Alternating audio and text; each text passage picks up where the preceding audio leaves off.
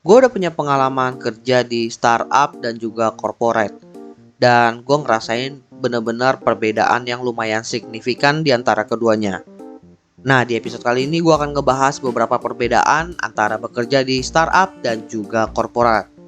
Kira-kira apa aja bedanya? Terus pantengin Opsiana Podcast. Buat yang belum tahu startup itu apa, startup itu adalah sebuah bisnis ya, dan bisa dibilang lumayan identik dengan teknologi juga. Jadi bisnis teknologi, tapi bisa selain itu, dimana bisnis ini baru jalan itu kurang dari 2 tahun. Jadi bisa dibilang perusahaan baru atau perusahaan yang baru merintis. Makanya jangan heran kalau kalian dengar istilah lainnya itu perusahaan rintisan. Karena perusahaan ini masih grow, tentunya dia itu bisa dibilang kurang stable. Berbeda dengan perusahaan korporat yang bisa dibilang jauh lebih stable karena dia itu sudah berjalan lebih dari 5 tahun biasanya. Dan juga dia itu sudah bisa grow menjadi perusahaan yang sangat besar. Karena banyak juga perusahaan yang bisa dibilang dia itu usianya lebih dari 5 tahun tapi belum bisa grow segede perusahaan corporate. Hitungannya masih kayak small company aja gitu. Dari pengalaman gue bekerja di perusahaan startup dan juga corporate, setidaknya ada 4 poin perbedaan yang pengen gue bahas. Kita mulai langsung yang pertama. Tentunya nggak lain dan nggak bukan dari kultur perusahaannya. Kalau startup itu biasanya kultur perusahaannya itu lebih ke hustle. Kerja keras bagai kuda. Ketika ingin mencapai sebuah tujuan, kerja kita itu harus cepat. Karena tentunya startup ini kan perusahaan yang masih growth. Dan biasanya growth-nya itu lagi kenceng-kencengnya itu di tahun-tahun pertamanya. Sehingga mereka itu berimpact kepada kultur kerjanya yang jadinya lumayan cepat, kemudian efisien, nggak banyak birokrasi, sehingga nggak banyak halangan yang harusnya membuat pekerjaan itu harus cepat selesai. Karena kan ya nggak banyak dihalangin kan. Berbeda dengan korporat yang dia itu benar-benar sudah terstrukturasi. Secara kultur itu dia tentunya udah harus melalui banyak yang namanya birokrasi. Udah banyak SOP-nya. Tentunya kan tujuan dari SOP ini adalah agar semua aktivitas di dalam perusahaan itu dapat terdokumentasi dengan baik. Dan dalam pekerjaan lapangan biasanya SOP juga ngebantu untuk menjaga keselamatan kerja dari si karyawannya. Jadi ya tentunya agar bisa kinerjanya itu baik dan akurat, persiapannya itu lumayan panjang dan banyak proses yang harus dilalui.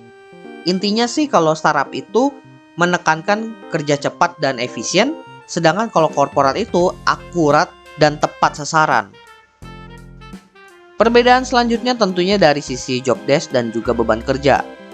Kalau startup itu tentunya karena mereka itu dari segi finansial tentunya masih growth, belum stabil-stabil banget. Biasanya untuk satu orang itu bisa mendapatkan beberapa job desk. Atau istilah uniknya itu adalah rangkap jabatan.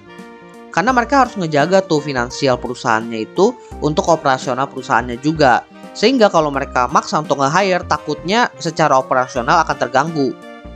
Makanya mending kerjaan ini di cover oleh orang yang sudah bekerja di perusahaan kita aja. Ya udah rangkap aja tuh jabatannya atau kerjaannya.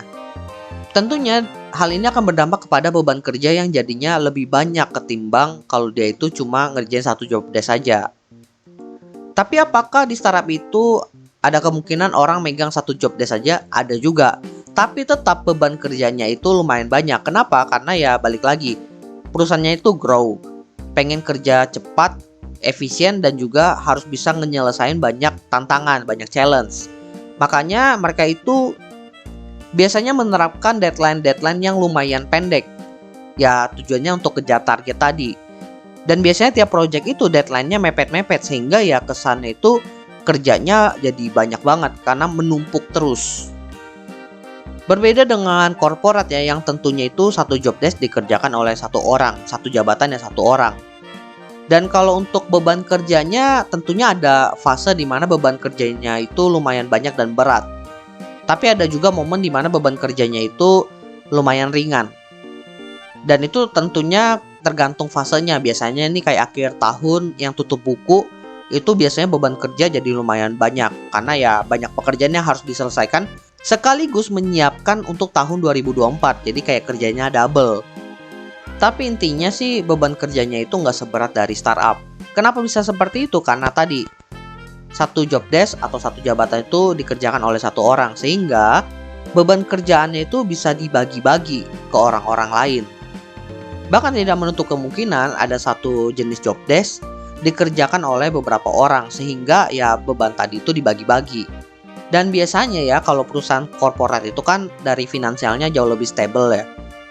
Kalau memang ada pekerjaan yang dianggap butuh bantuan, mereka itu bisa nge-hire orang yang baru atau mereka itu menggunakan teknologi yang baru yang tentunya akan berdampak kepada beban pekerjaan yang semakin ringan lagi.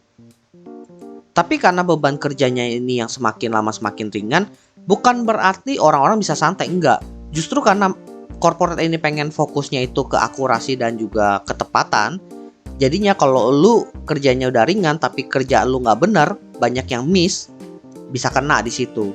Jadi masalah. Jadi beban kerja ringan itu belum tentu enak ya guys.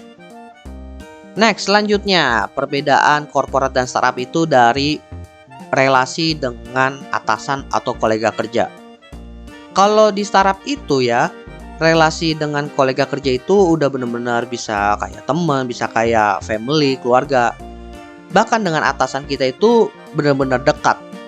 Kenapa? Karena ya suasana kerja di situ adalah suasana kerja untuk membangun perusahaan tersebut bersama-sama.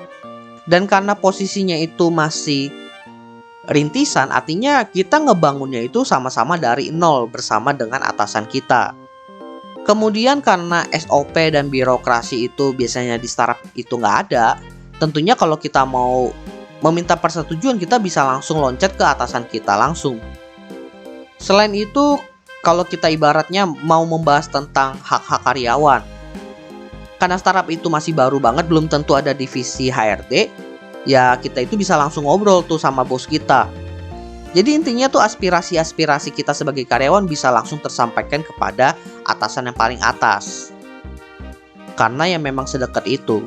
Berbeda dengan korporat yang dia itu udah birokrasinya udah gede lah, udah panjang.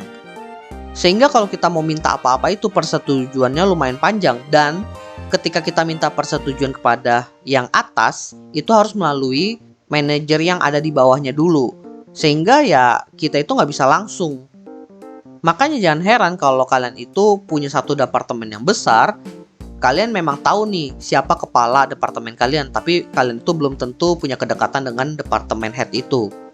Paling ya kalau bisa dibilang hubungan bisa dekat itu mentok-mentok sama ya manajer kita aja, manajer yang memang sering tektokan tiap hari, yang kita sering minta persetujuan aja. Itu aja masih level di departemen head ya. Kalau kita bicara udah sampai yang level manajemen ke atas, CEO, CMO, kalau di corporate itu tentunya ya udah unreachable lah. Lalu kalau dibilang hubungan relasi dengan kolega sesama ya, ini umumnya aja ya, belum tentu di semua korporat juga menerapkan ini, tapi umumnya itu individualis. Lu gue. Sehingga ya ibaratnya kalau kita punya rahasia atau punya masalah nih, sebaiknya dipendam sendiri aja, jangan terlalu diumbar-umbar. Takut menjadi gosip atau gimana-gimana. Ya kalian pasti pernah dengar istilah politik kantor ya. Itu bener adanya dan juga sering kejadian. Jadi ya kalau untuk teman kantor itu biasanya disarankan ya hanya sebatas teman untuk kerja aja. Ya hangout boleh lah, cuma nggak sampai yang terlalu deket gitu. Kecuali memang kalian udah filter dan ternyata orangnya oke, ya udah itu nggak apa-apa. Tapi balik lagi itu ke keputusan pribadi masing-masing. Tapi umumnya sih disarankannya ya hati-hati aja. Dan poin paling terakhir, perbedaan kerja di startup dan korporat itu tentunya tidak lain dan tidak bukan dari sisi gaji dan tunjangannya. Kalau dari besaran gaji, biasanya orang-orang yang kerja di startup itu jauh lebih gede. Kenapa? Karena balik lagi, startup itu kan masih perusahaan yang grow. Untuk bisa grow, mereka itu tentunya butuh orang-orang yang capable, yang punya pengalaman. Dan untuk itu mereka harus bisa mendapatkan orang-orang pengalaman tersebut dari perusahaan lain. Makanya mereka itu harus nge-hijack. Nah untuk bisa nge-hijack orang tersebut, mereka mau nggak mau harus menawarkan gaji yang besar. Makanya jangan heran kalau gaji orang-orang di startup itu jauh lebih gede.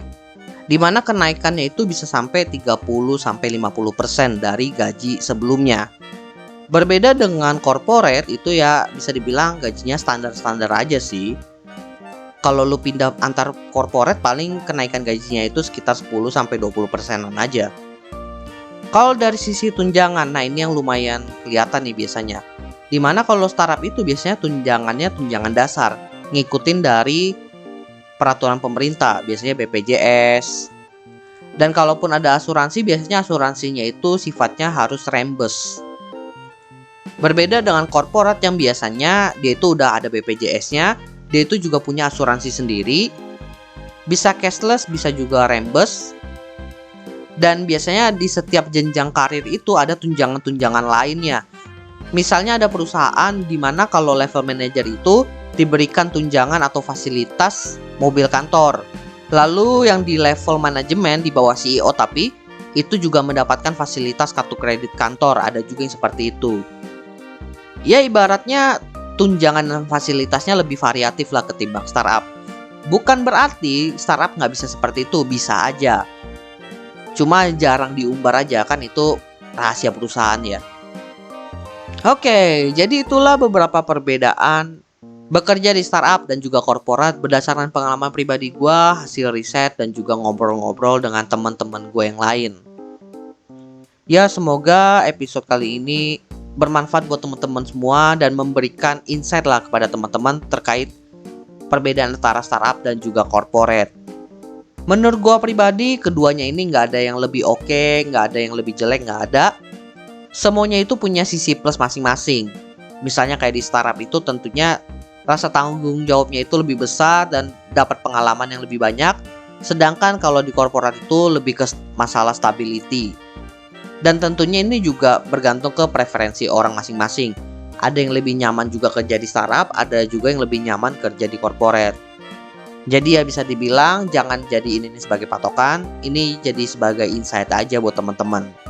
By the way teman-teman, jangan lupa follow Instagram dan juga akun TikTok Opsiana Podcast di @opsianamedia karena di sana akan ada konten-konten menarik dan juga yang bermanfaat buat teman-teman semuanya. Dan juga kalian akan mendapatkan update dari Opsiana Podcast kalau nantinya ada episode terbaru yang rilis. So jangan sampai teman-teman ketinggalan sama update-nya.